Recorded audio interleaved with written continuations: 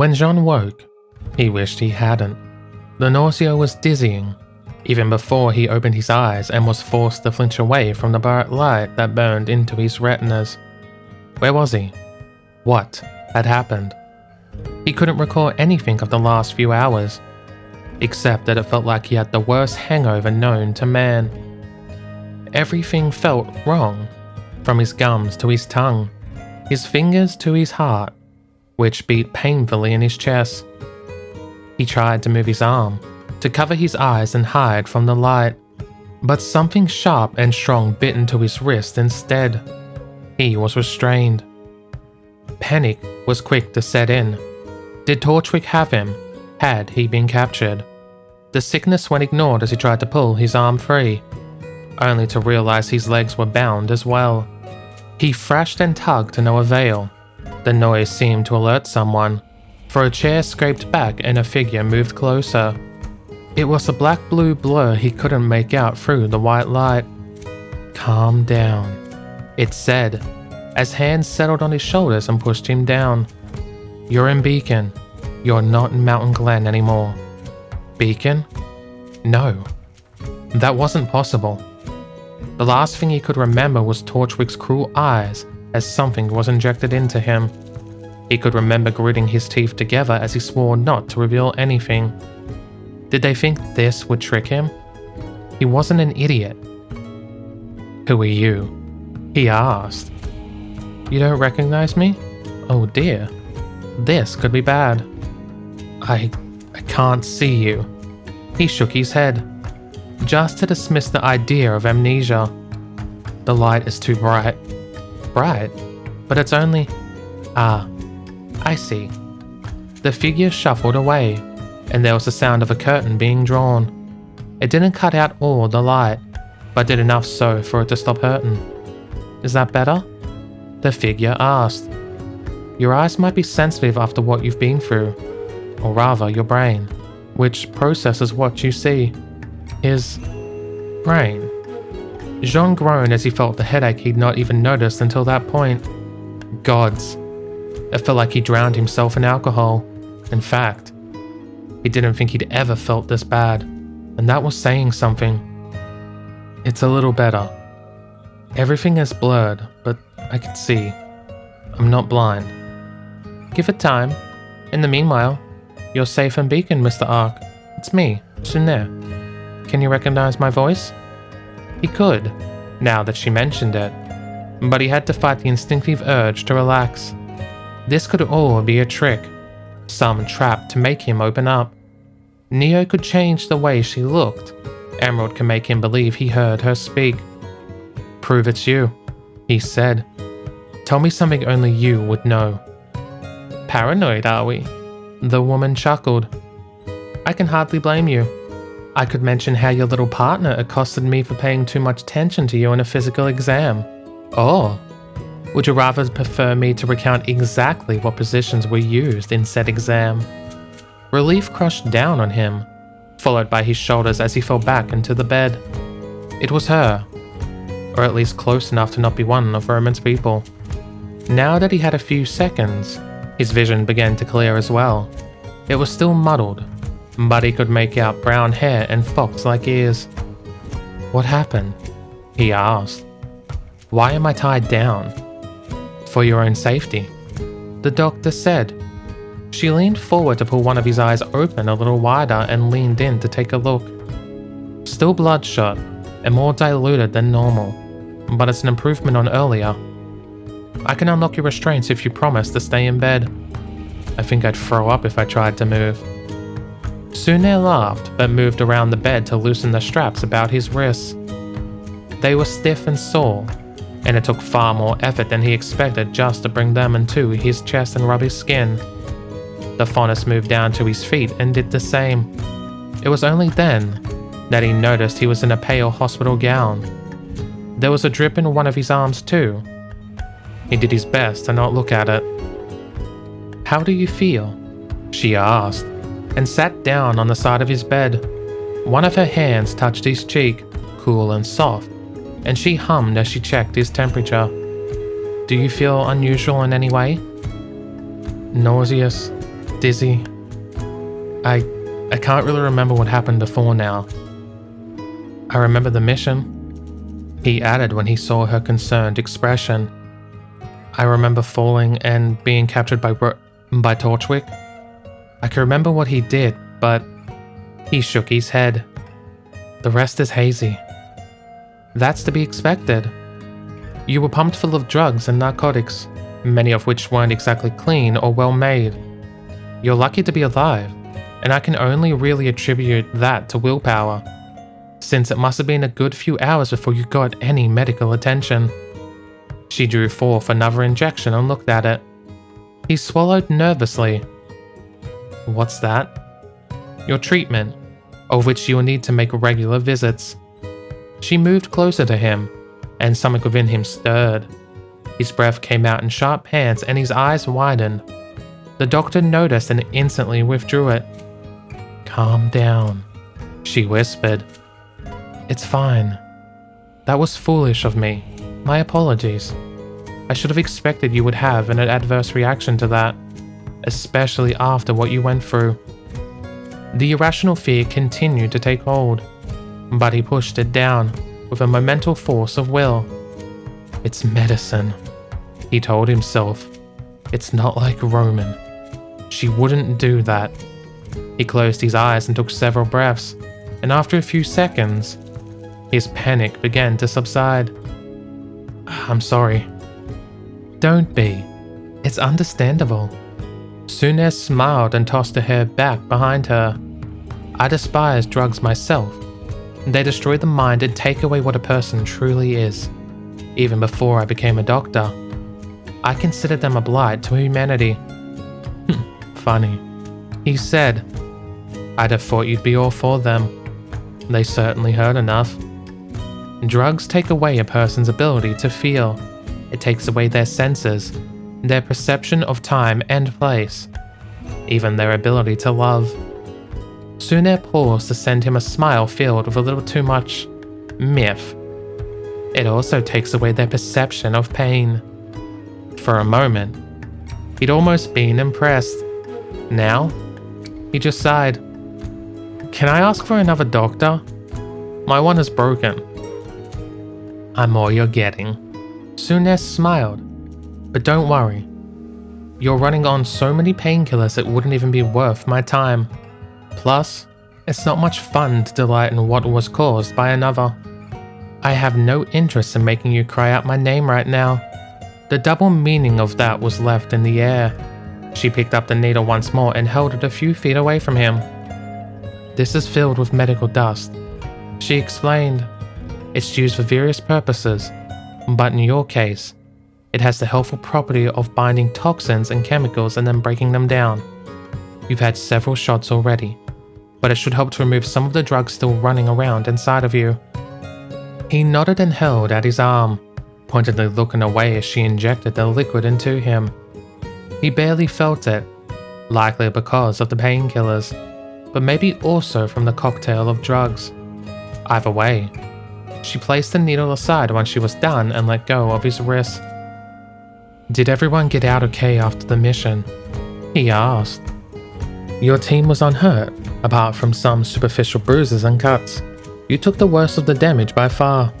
The doctor stood up and gestured to her desk. "The headmaster has asked to speak with you when you wake up. He should be able to better fill you in if you'll let me call him in." He nodded and fell back onto the bed, a little more relaxed now that he knew everyone else was safe. Mountain Glen should have been a simple mission, so it didn't make sense how bad it went. If there was some kind of force keeping everything to the same order, why did it change events here? Or did it change events at all? I'm still alive. The breach occurred and nothing is different.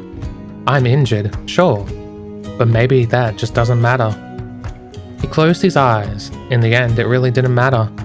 This was just another example of a crappy situation he could make a note of to never experience again.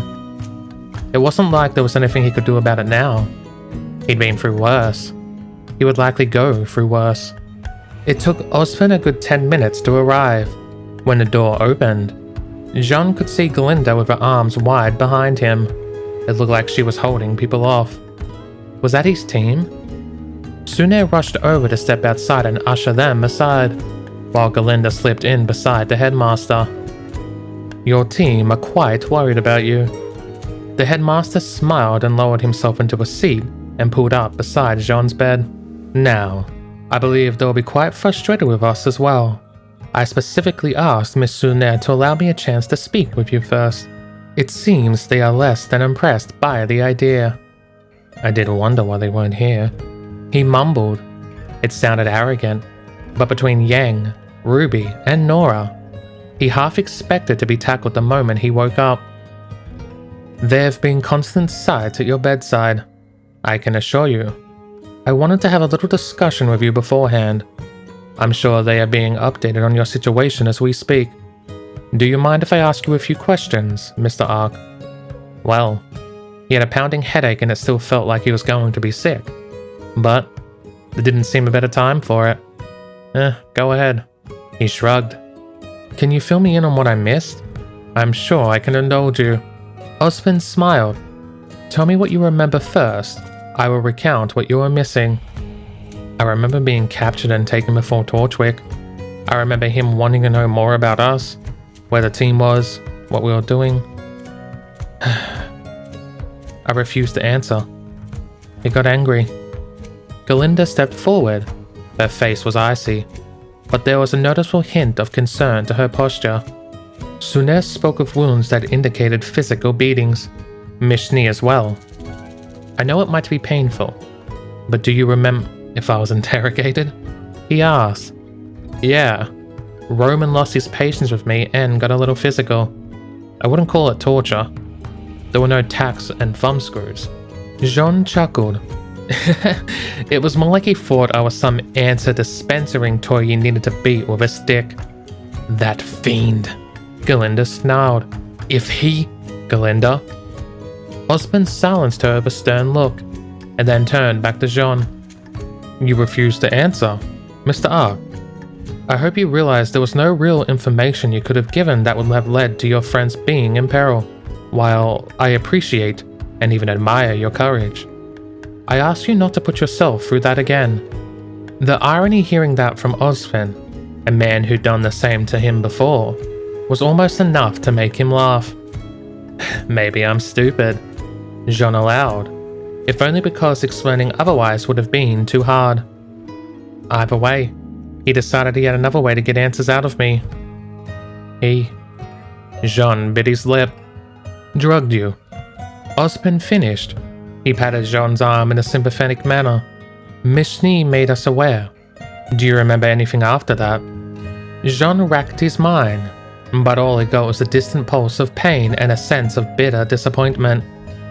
Nothing, he said, frustrated. I can't remember a thing. It's not even a blur. It's like the memories were ripped from my head. Don't push yourself then, Mr. Ark. We were warned it might likely be a possibility. There is one question I have. The huntsman I sent with you reported that you abandoned your post and were captured by the White Fang as a result. Why did you do that? Jaune panicked and tried to think up an answer. There was no way he could explain that, and instead he went for the first thing to come to his mind. I don't remember. It was a weak response, but given his situation, not an answer they could dismiss. Osmond stared at him for several moments, before the man let out a quiet sigh. Very well. I suppose it's understandable your memory might still be muddled. Just to be sure. You don't remember anything of what happened after your capture. Do you recall how you came to be back in Vale? No. He answered honestly. He knew how, but couldn't remember it. Not much had changed though. I shall fill in the rest for you then. Torchwick intended to create a breach in Vale's defenses using an underground train that would have drawn Grimm into the city.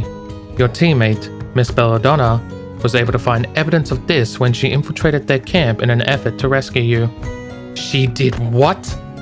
Jaune gasped. He tried to sit up, but the drip in his arm prevented him. With a muffled growl, he laid back down. That idiot! Does she not? No. Of course she knew how dangerous that was. She just doesn't think. I'm sure Miss Belladonna would say the same about you, Galinda said with an arched eyebrow. Regardless, the headmaster went on. When the rest of your team arrived, Roman Torchwick had already cut his losses and started the train with you as a hostage. Your teammates were able to board and defeat several opponents, but ultimately proved unable to stop it in time. Vale was struck. The event had been named the Breach. But we're still alive. It must have been repelled. It was. Your team were able to hold off the Grim, but we had a quick response ourselves thanks to a tip-off received from an intriguing friend of ours. Osmond adjusted his glasses and took a sip of his coffee. The Grim were defeated. Your team secured and the breach sealed by Miss Goodwitch. Sounds like everything worked out. Jaune sighed. That's good. Not exactly. Osmond shifted on his seat and put his mug down on a nearby table. When the breach occurred, you and your team were scattered a little apart from one another. The headmaster's expression became deadly serious as he stared into Jaune's eyes. Tell me, do you honestly not remember anything that happened? No. He looked between them, his mind racing. What happened? It was Galinda who spoke. When we initially arrived, you were on your feet and fighting against the Grim. You don't remember this. She sounded suspicious, or maybe just concerned. Either way, it meant something had happened. Judging from the look on her face, he wasn't going to like it. I don't remember that. Did something happen? You attacked several students, Mr. Ark. The headmaster finished. You attacked them with the intent to kill. Jaune's heart fell. His eyes widened and he felt his breath come out in ragged gasps. He'd attacked his allies. Images flashed through his mind. Of his team. Of Ruby's team. Of the other people who lived at Beacon. Did I? He broke off. I didn't. No one was harmed. Miss Goodwitch was able to restrain you, and Miss Snee and your team were able to calm you down. Still, there are many among the students who saw what happened. The headmaster let out a tired sigh. Normally, we would keep details of a person's injury silent, but in her panic, Miss Snee shouted out what occurred. I'm afraid much of the student body knows about what happened to you. I am sorry. That was their concern? Jaune wanted to laugh as relief rushed through him. Who cared whether people talked or looked at him strange? As long as he hadn't hurt any of his friends, he'd put up with it. It's fine, he said. I don't mind. Better they know I was captured and drugged than think me some kind of psychopath. Perhaps true. I admire your ability to see the bright side of what must have been quite the traumatic situation. Trauma? Well, maybe for most people. Jaune shrugged and settled himself onto a sitting up position. No one died and everything ended up okay. He said, I take it Torchwick was arrested? I mean, so long as he pays for what he did, I'm fine. Roman Torchwick will not be causing any more trouble. Yeah, he'd like to believe that, except that he knew what was coming. Jaune's eyes narrowed as a thought struck. This could be a good chance to plant a suggestion. One he could get away with without sounding suspicious. Let's hope he won't, Jaune said. I'm just worried he might escape from any regular prison. If anyone can break out of a place, it would be him. That won't be possible, Mr. Ark, Osmond said. The man leaned back and sighed. Roman Torchwick is dead. What? He died from the impact of the train striking Vale. No. That wasn't possible. Jaune fell back onto the cushions, eyes wide as he tried to recall the headmaster's words. How was it possible that Torchwick died if he'd been trying to follow what normally happened? He died in the crash, he asked. Just to be sure. The headmaster nodded. I don't... How is that possible? His aura must have been low. That, or perhaps he took the brunt of the blast. Miss Snee used her skills to protect you, but Torchwick had no such defense. It is unfortunate, since he would not be able to answer for his crimes, but perhaps an expected end for one such as him. Roman was dead from a train crash. That he'd never died like that before. Not once. It was Roman's plan to crash that train, to be captured and be taken by Ironwood so he could use Cinder's virus to control the Paladins. That was the future fate had always worked towards, that Cinder ensured would happen, no matter how much he tried to intervene. It just didn't make sense for Roman to survive all of that and then die like this. I suppose you would not have known, Osbin said. My apologies for springing the news on you, but I'm sure your team would have shared it in time. The man stood up from his seat and nodded thanks to Miss Goodwitch as she handed him his cane.